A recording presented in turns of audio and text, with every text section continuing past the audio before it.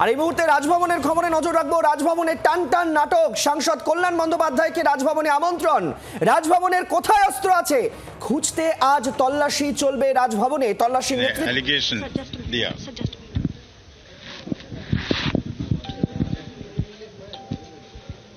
তিনি কি বলছেন আমাদের প্রতিনিধির সঙ্গে আমি শুনবো।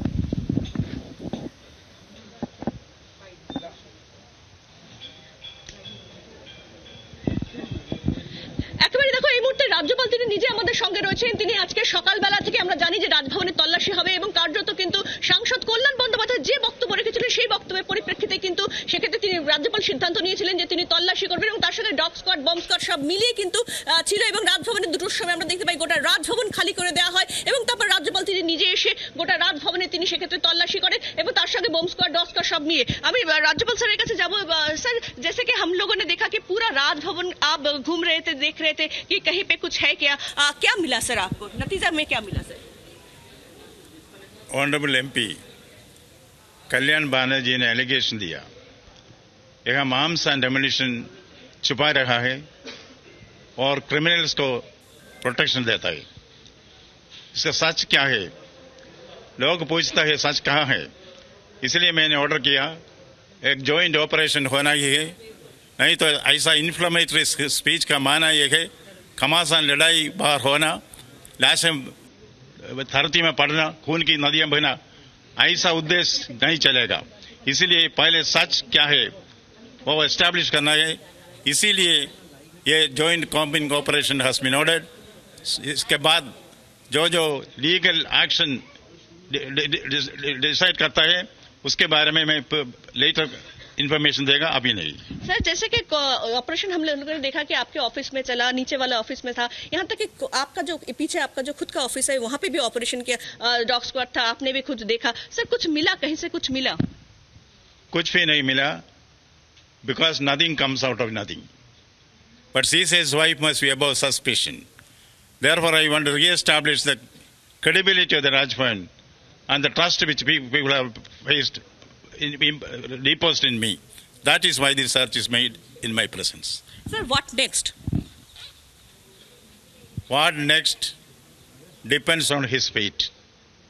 Sir, आप क्या এই মুহূর্তে কিন্তু রাজ্যপাল তিনি ছিলেন এই মুহূর্তে এবং দেখতে পেলে যে এই মুহূর্তে কিন্তু রাজ্যপাল তিনি বলছেন যে হোয়াট নেক্সট তার বক্তব্য যেটা এক্ষেত্রে ভাগ্যের উপর, অর্থাৎ তার ভাগ্যের উপর নির্ভর করছে, অর্থাৎ কল্যাণ বন্দ্যোপাধ্যায় ভাগ্যের উপর নির্ভর করছে রাজ্যপাল তিনি যেটা বলছেন। এবং আমরা জানি যে ইতিমধ্যে এই গোটা বিষয়টা নিয়ে তিনি বলেছেন যেটা যেহেতু এই ধরনের যে বক্তব্য সেই বক্তব্যের কোনো সেক্ষেত্রে নির্দিষ্টভাবে কোনো অর্থ নেই, কোনো সেক্ষেত্রে তাৎপর্য নেই বা কোনো ভিত্তি নেই, সেই কারণেই কিন্তু এক্ষেত্রে রাজ্যপাল তিনি যেটা জানিয়েছেন যে এক্ষেত্রে তিনি একদিকে যখন লোকসভার স্পিকারকে তিনি লিখবেন একজন সাংসদের এই ধরনের বক্তব্য এবং তার পাশাপাশি কিন্তু সেক্ষেত্রে নির্দিষ্টভাবে লিগ্যাল অ্যাকশনও কিন্তু নেওয়া হবে, এমনটাই কিন্তু রাজ্যপাল জানিয়েছেন। আর এই মুহূর্তে আপনারা দেখলেন যে সরাসরি জি24 ঘন্টা এক্সক্লুসিভ রাজ্যপাল তিনি জানিয়ে দিলেন কোথাও কিচ্ছু পাওয়া যায়নি এবং তিনি এই যে আজকে তল্লাশি করালেন এরপর তিনি আইনি পদক্ষেপ নেবেন, অর্থাৎ এক্ষেত্রে আইনি পদক্ষেপ নিতেও তার সুবিধে হবে। আর আপনাদের অবশ্যই জানিয়ে রাখবো কার্যত টান টান নাটক চলছে রাজভবনে, কারণ প্রথম যে বক্তব্যটি সামনে আসে কল্যাণ বন্দ্যোপাধ্যায়ের তরফে তিনি বলেন বিজেপি নেতারা তারা এই রাজভবন থেকে রাজ্যপালের কাছ থেকে বোমা বন্দুক নিয়ে যাচ্ছেন, তারপর তৃণমূল নেতাদেরকে খুন করা হচ্ছে, রাজ্যপাল কার্যত সেই কাজে সহযোগিতা করছেন এবং রাজভবনকে সেই কাজে লাগাচ্ছেন, এই অভিযোগ তোলা হয়।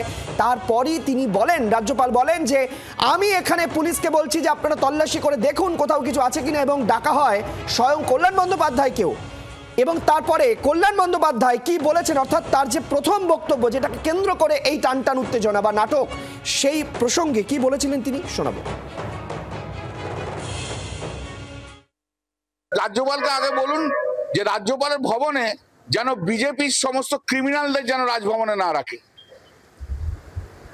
ওই রাজভবনে বসে ক্রিমিনালদের রাখছেন আর সবাইকে একটা করে বন্দুক দিচ্ছেন আর বোমা দিচ্ছেন, মেরে এসো তৃণমূলের লোকেদের। আপনি আগে সব বন্ধ করুন। আপনার মতো অপদার্থ রাজ্যপাল যতদিন থাকবে, বিজেপির চাকর বাকর রাজ্যপাল যতদিন থাকবে, ততদিন ভালো জিনিস পশ্চিমবাংলায় কখনো দেখতে পাবেন না। আবারও একটু শ্রেয়সী গঙ্গোপাধ্যায় আমাদের প্রতিনিধি এই মুহূর্তে রাজভবন থেকে রয়েছেন সরাসরি। আমি রাজভবনে শ্রেয়সী গঙ্গোপাধ্যায়ের কাছে যাওয়ার চেষ্টা করব। আমি আপনাদের দেখাচ্ছি এই মুহূর্তে রাজভবনে কার্যত তল্লাশি চালানো হচ্ছে, বম্ব স্কোয়াডকে ডাকা হয় এবং একেবারে গোটা রাজভবন, যেখানে রাজ্যপালের অফিস, যেখানে তিনি বসেন সরকারি কাজকর্ম করেন, সেখানেও তল্লাশি চালানো হয় এবং রাজভবনের এই টান টান উত্তেজনা রাজ্য রাজনীতির পারদকে কার্যত ছড়িয়েছে। আমি আবারও শ্রেয়সী গঙ্গোপাধ্যায়ের কাছে চলে যাব। শ্রেয়সী, দুটো বিষয় এখানে খুব গুরুত্বপূর্ণ। এক, রাজভবনকে এবং রাজ্যপালকে আক্রমণ বাংলার রাজনীতিতে নতুন কিছু নয়। পদ্মপালের অফিস ইত্যাদি ইত্যাদি অনেক অভিযোগ শোনা হয়েছে, কিন্তু এটা একেবারে বঙ্গ রাজনীতিতে নতুন ঘটনা ঘটালেন রাজ্যপাল সিভি আনন্দ বোস। তিনি এটা কেন করলেন? এক, কারণ হতে পারে যে তিনি প্রতীকী প্রতিবাদ করলেন। দুই, আইনি সহায়তায় এই তল্লাশিটাকে তিনি প্রজেক্ট করতে পারেন। এবং ৩ নম্বর হতে পারে যে তিনি কার্যত কোনো ষড়যন্ত্রের গন্ধ পাচ্ছেন, সে কারণে করালেন।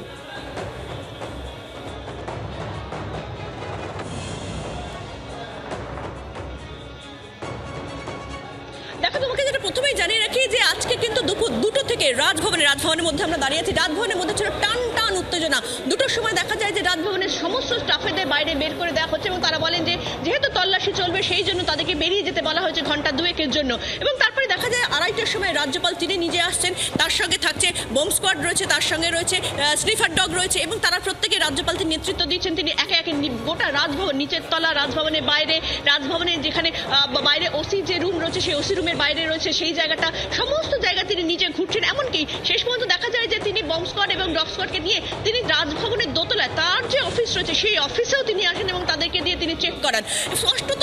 এবং শেষে তিনি বলেন যে এক্ষেত্রে যে অভিযোগ উঠেছিলেন বা যে অভিযোগ করেছিলেন সাংসদ, সেই অভিযোগের কোনো সত্যতা কিন্তু প্রমাণিত হয়নি। অর্থাৎ রাজভবনে অস্ত্র বা বোমা বারুদ বা এই ধরনের কোনো নাশকতার উদ্দেশ্যে ব্যবহৃত জিনিসপত্র কিছুই কিন্তু পাওয়া যায়নি।